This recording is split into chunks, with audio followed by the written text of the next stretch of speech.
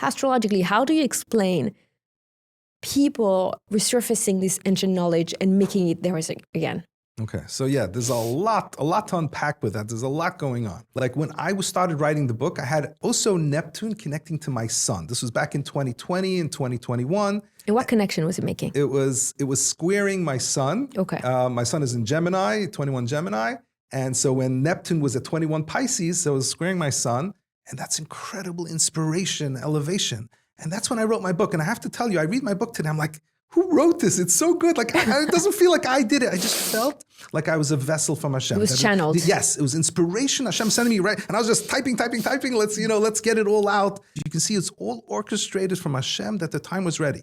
You know, astrology absolutely was a huge part in Judaism, in the world, that people used it. The problem was that as Jews, we were constantly being persecuted. We had to run for our lives, and astrology is more complicated. It takes time and energy to create charts, especially back in the day when they didn't have computers. I don't understand. I don't think I'd be an astrologer, right? They literally had to calculate every single planet, look up the ephemeris, see where it is, and in order to create a chart, it took them hours. I can look at thousands of charts today. It's so incredible what I can do. What the Ibn Ezra, who wrote 14 books on astrology, was a professional astrologer, he had to calculate all of this by hand.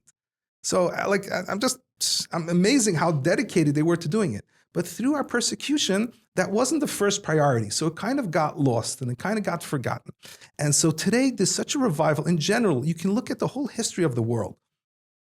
Everything, the mundane things of life now take much quicker. In the olden days, you want to do laundry, you had to go. It took you a whole day just to do laundry. Today we throw it into the washing machine. Why is everything so much easier today? So we can focus on our growth, on the deeper elements of life. It allows us the luxury to do that. Back in the day, it was much more survival, so it was much harder to do it. But today, we have the opportunity to really to free ourselves up from the day-to-day, to really look deeper. And we're ready for it. The generation is so hungry for it. We're sick and tired of just making money, just being on the 9-to-5 wheel and just doing that. We're ready for something greater and higher. What am I here to do? What is my purpose? What is my greater purpose?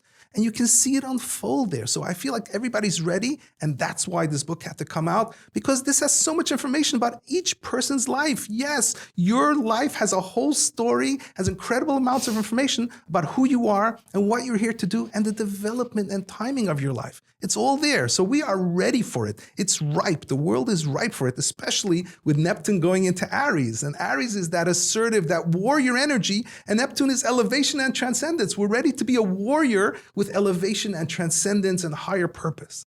So that's just incredible right now. Yes, beautiful. Yes, exactly.